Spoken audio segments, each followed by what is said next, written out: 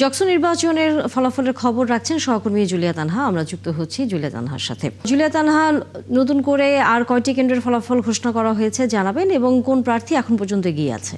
তানিয়া, জগন্নাথ বিশ্ববিদ্যালয়ের ছাত্র সংসদ নির্বাচনে এখন পর্যন্ত কিন্তু ৩৯টি কেন্দ্রের মধ্যে ১১টি কেন্দ্রের ফলাফল প্রকাশ করা হয়েছে এবং ১১টি কেন্দ্রের মধ্যে কিন্তু এখন পর্যন্ত ছাত্রদল সমর্থিত যে প্যানেল আছে সেই প্যানেলের প্রার্থী ভিপি পদে এগিয়ে আছেন এবং প্রকাশিত ফলাফলে ইসলামী ছাত্র শিবির সমর্থিত প্রার্থীদের সাথে কিন্তু ছাত্রদল সমর্থিত প্রার্থীদের হাড্ডাহাড্ডি লড়াই চলছে, এক কথা বলা যায়।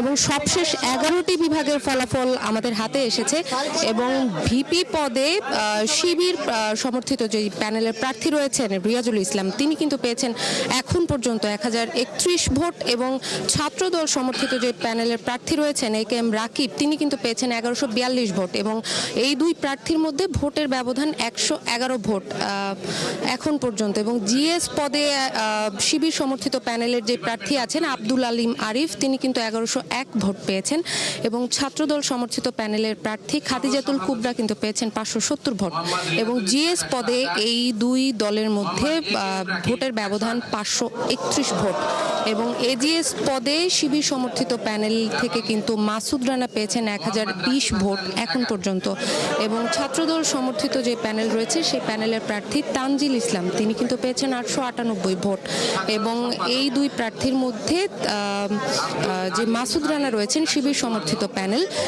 সেখানে কিন্তু ১০০। জুলিয়া তানহা, ধন্যবাদ আপনাকে। আমরা ফিরবো পরবর্তীতে ফলাফলের খবর জানবার জন্য।